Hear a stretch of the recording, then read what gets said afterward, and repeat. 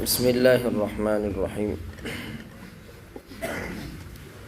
زکوٰۃ کی اہمیت۔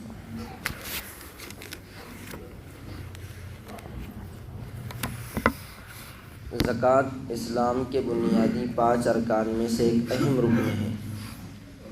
چنانچہ حضرت عبداللہ ابن عمر رضی اللہ تعالیٰ عنہما سے روایت ہے کہ رسول اللہ صلی اللہ علیہ وسلم نے ارشاد فرمایا کہ اسلام کی بنیاد 5 چیزوں پر ہے۔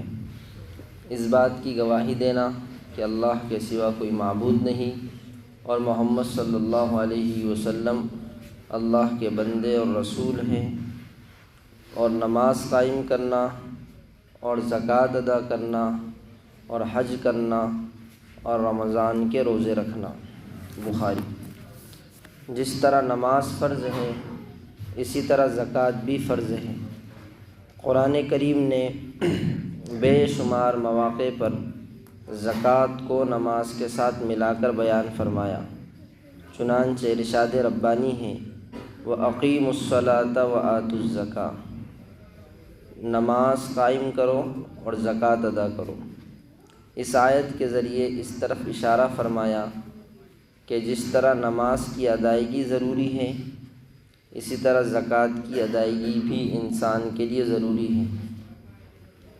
نماز بدنی عبادت ہے جسے انسان اپنے جسم کے ذریعے ادا کرتا ہے، تو زکوٰۃ ایک مالی عبادت ہے جس کو انسان اپنے مال سے ادا کرتا ہے۔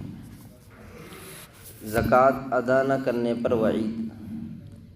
زکوٰۃ ادا نہ کرنے پر قرآن و حدیث میں بے شمار وعیدیں آئی ہیں۔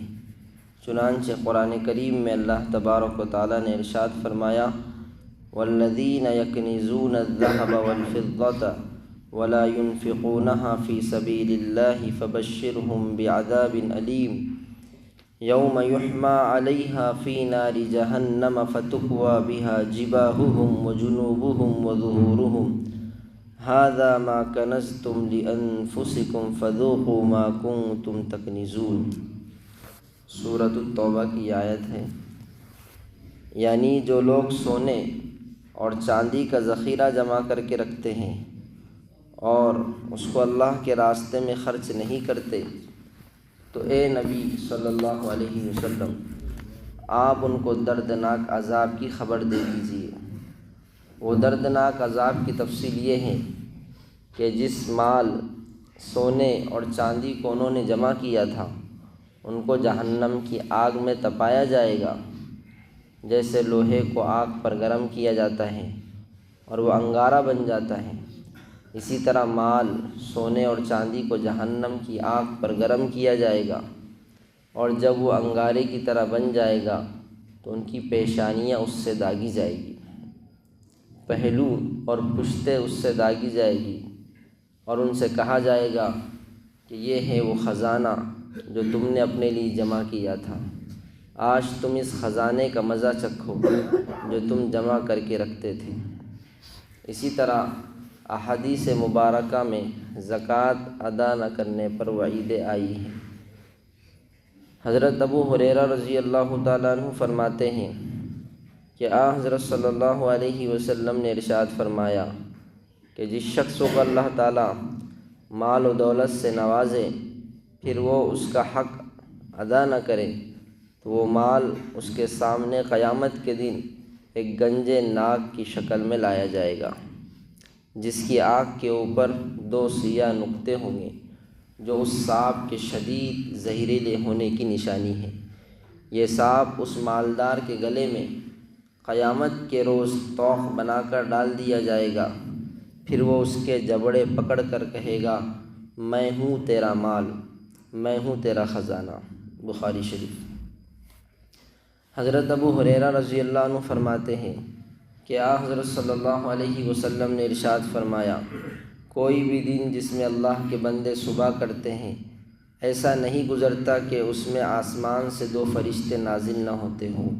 ان میں سے ایک یہ دعا کرتا ہے اے اللہ نیک کام میں خرچ کرنے والے کو نعم البدل عطا فرما، اور دوسرا فرشتہ یہ دعا کرتا ہے اے اللہ بخل کرنے والے کو مالی نقصان سے دوچار فرما۔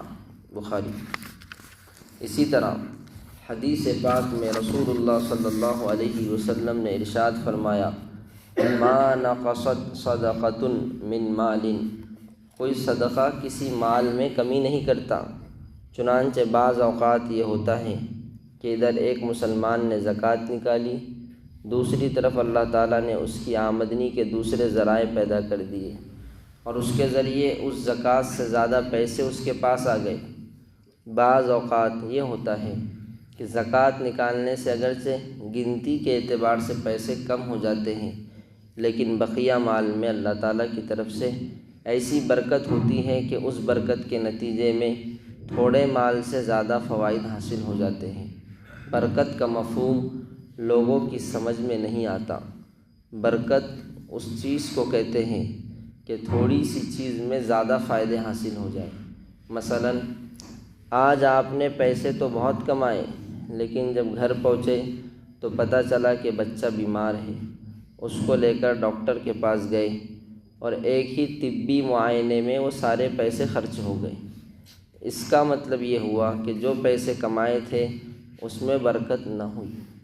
برکت یہ ہے کہ آپ نے پیسے تو کمائے، پیسے تو کم کمائے، لیکن اللہ تعالیٰ نے ان تھوڑے پیسوں میں زیادہ کام بنا دیے اور تمہارے بہت سے کام نکل گئے۔